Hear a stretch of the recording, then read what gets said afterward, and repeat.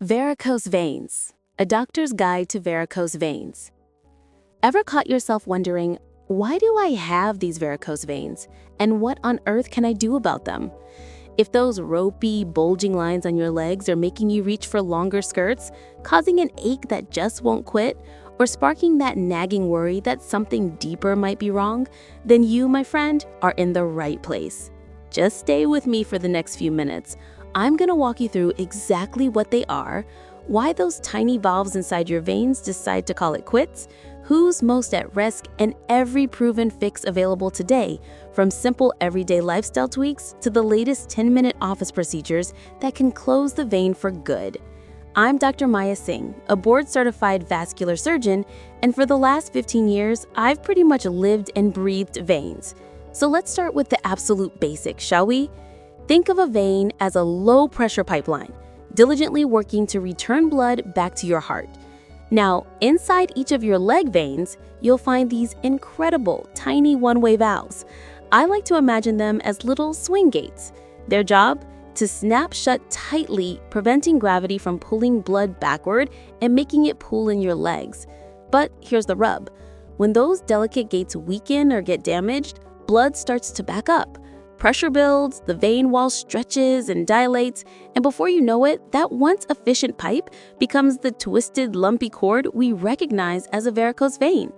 They're usually bigger than those delicate spider veins, often bluish in color, and you can definitely feel them bulge if you run a finger over your skin. So, the million-dollar question? What makes these crucial gates falter? Well, number one on the list is often something you can't control: heredity. If both your parents had varicose veins, your lifetime risk skyrockets, often jumping above 60%. It's simply in your genes, an unwelcome family heirloom, if you will. Then there's gender. Women, bless our hearts, outnumber men 2 to 1 when it comes to varicose veins, largely thanks to progesterone. This hormone, which surges during menstrual cycles and pregnancy, has a tendency to relax vein walls, making them more susceptible to stretching. And speaking of pregnancy, it's a perfect storm for valve failure. The expanding uterus presses on your pelvic veins, the growing baby dramatically bumps up your blood volume, sometimes by almost 50%, and that combination puts immense strain on your venous system. But it's not just genetics and hormones. Age plays a role, as valves naturally wear down over time. Obesity adds significant extra pressure on your leg veins. Chronic constipation can also be a hidden pressure booster. And for those with jobs that keep you on your feet for hours on end, like nurses, teachers, or hairdressers, that constant gravitational load takes its toll. Even a single deep vein clot, known as DVT, can scar valves forever, leaving them permanently incompetent. And believe it or not, even something as seemingly innocuous as being tall increases the gravitational load down those long leg veins, making them work harder against gravity. Now, how do you know it's time to stop just observing and actually take action? The classic complaint, the one I hear most often, is an aching heaviness in the legs that seems to worsen as the day drags on. It's that feeling of leaden legs, especially after a long day. But there are other telltale signs: swelling around the ankles, night cramps that wake you up, persistent itchy patches on your skin, or a brownish discoloration at the ankle. These are all critical indicators that pressure is backing up into the surrounding tissue, causing fluid to leak out.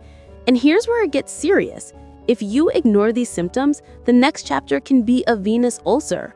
This is a stubborn, open sore, usually above the inner ankle, that absolutely refuses to heal without proper medical care.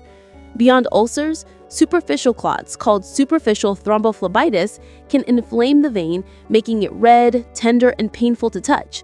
And in some patients, the stagnant blood in varicose veins can even trigger deep vein thrombosis, a more dangerous clot that, if it breaks loose, can travel to the lungs, causing a life-threatening pulmonary embolism. So these aren't just cosmetic concerns. They're signs of a circulatory issue that demands attention.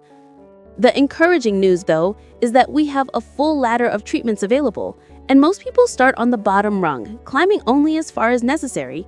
You don't jump straight to surgery. First-line therapy, and often the most effective initial step, is compression stockings. We're talking knee-high, medical-grade stockings, typically rated at 20 to 30 millimeters of mercury. These aren't your grandma's flimsy support hose. They're designed to provide graduated compression, meaning they're tightest at the ankle and gradually looser towards the knee. This gentle squeeze helps to narrow the diameter of your leg veins, improving valve function and speeding blood flow back to your heart. The trick is to put them on before you even swing your legs out of bed in the morning.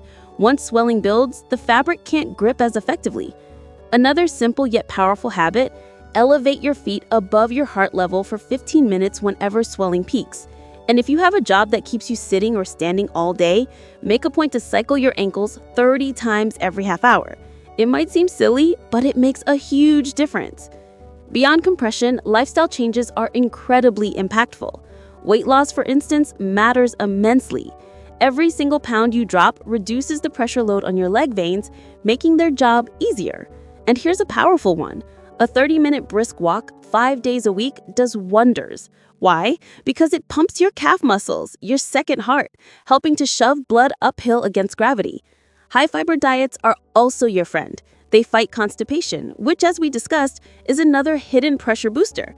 And for the fashion-conscious, swapping those sky-high stilettos for lower heels allows your calf muscles to contract fully and efficiently. While these habits won't erase existing varicosities, they are absolutely crucial for delaying progression and significantly cutting down symptoms for about 1 in 3 patients. Think of them as your daily maintenance routine for healthy veins. If stockings and lifestyle adjustments aren't quite enough to calm the ache, that's when we move to the minimally invasive tier of treatments. First up is sclerotherapy, which literally means scarring therapy. This is a fantastic option for smaller to medium-sized varicose veins. Using a hair-thin needle, I inject a special detergent solution directly into the problematic vein. This solution irritates the vein lining, causing it to collapse and scar closed. Over the next 8 to 12 weeks, your body naturally absorbs the treated vein and blood is rerouted through healthier pathways. A single session usually takes about 10 minutes, feels like a quick mosquito bite, and you walk out wearing a support stocking.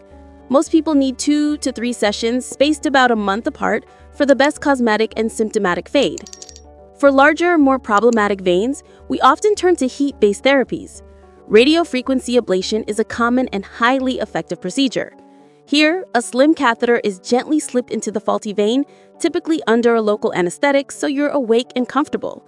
The tip of this catheter heats up to about 120 degrees Celsius, which causes the collagen in the vein wall to shrink and seal the vein shut. Immediately, blood is rerouted into healthy neighboring veins. This is done right here in the office, takes about 20 minutes, leaves just a tiny band-aid, and you can usually resume your normal activities the same day. Clinical studies consistently show closure rates above 95% at 5 years, which is incredibly impressive. Laser ablation works on a similar principle, but uses light energy instead of radio frequency. Some surgeons prefer it, especially for very twisty segments of vein that might be challenging for a catheter. Another excellent option is foam sclerotherapy. Instead of injecting the liquid solution, we whip it into a foam. This increases its surface area, allowing us to treat bigger vessels more effectively without the need for heat. The foam displaces the blood in the vein, ensuring the medication makes direct contact with the vein wall. You'll wear compression for a couple of weeks, and you can expect some bruising, which fades just like any routine injection. Now, for those times when veins are simply too large for standard sclerotherapy, or perhaps too close to the skin for safe heat treatment, microflebectomy is my go-to. Through tiny 1 mm Vicks, seriously, they're barely visible. I use a special tiny hook to gently tease out sections of the vein. No stitches are needed, just little steri strips, and patients literally walk out of the office. This procedure pairs beautifully with ablation. We often perform both in the same visit. And while old-fashioned ligation and stripping, the process of yanking the vein through a groin incision, still exists, modern guidelines typically reserve it for recurrent, very large trunks because newer, less invasive methods offer faster healing with fewer scars. An important point: insurance often covers these treatments, but there's a catch. You usually need to document your symptoms and prove, via an ultrasound, that the vein is truly incompetent, meaning its valves aren't working correctly. Leg heaviness, swelling, skin changes, or a history of clots all count as medically necessary reasons. However, purely cosmetic cases, where you have no pain, no reflux, just a dislike of how they look, are generally considered elective and paid out of pocket. So if your only gripe is how they appear, take good photos and keep a detailed symptom diary before your consultation. It can be incredibly helpful for insurance authorization down the line. So when should you pick up the phone and book that appointment? Don't wait. Seek out a vein specialist if you notice rapid new vein formation within a few weeks, or if you experience bleeding from a bumped varicose vein. A hot, red, tender cord on your leg could signal superficial thrombophlebitis and warrants attention. And any signs like ulcers, dark pigmentation, or warm, unexplained swelling could mask deep vein thrombosis and deserve urgent evaluation. But honestly, if the aching or discomfort is keeping you from your daily tasks, from enjoying your life, that's reason enough.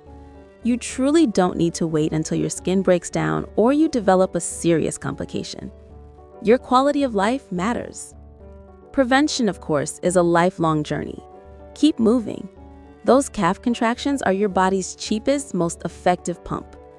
Strive to maintain your body mass index under 30. Swap out tight belts and high heels for comfortable fits that allow for unimpeded blood flow. Stay hydrated. Thick blood tends to sludge and move slower. On long flights or car journeys, make a point to stand up each hour, pump your feet, and consider wearing graduated compression socks. And for my pregnant patients, try to sleep on your left side. It helps tilt the uterus off the inferior vena cava, reducing pressure in your leg veins. Let's quickly recap, shall we? Varicose veins are far more than just a cosmetic nuisance. They're a clear signal that the one-way valves in your veins have failed and pressure is building up. Genetics, female hormones, age, weight, and jobs that keep you standing are all factors that stack the odds against you. The good news is that modern treatment is incredibly effective and starts gently with stockings and lifestyle adjustments, then gracefully climbs through quick office injections and heat sealing procedures, reserving traditional surgery only for the toughest, most complex cases. Most of these procedures take less than a lunch break, and your insurance will often cover them when your symptoms are properly documented. So if your only gripe is how they appear, take good photos and keep a detailed symptom diary before your consultation. It can be incredibly helpful for insurance authorization down the line. If this guide has saved you from a frustrating Google spiral, please hit subscribe for more straight-talking medical videos. Drop your questions below in the comments, I love reading them, and share this with anyone you know who might be hiding their legs out of discomfort or embarrassment. Ready for the next empowering step? Call your primary doctor or a board-certified vascular surgeon for a quick ultrasound map. It's painless, takes about 15 minutes, and gives us all the information we need. Because life's simply too short for achy legs and missed beach days. Let's get those veins sorted once and for all so you can get back to living your best life.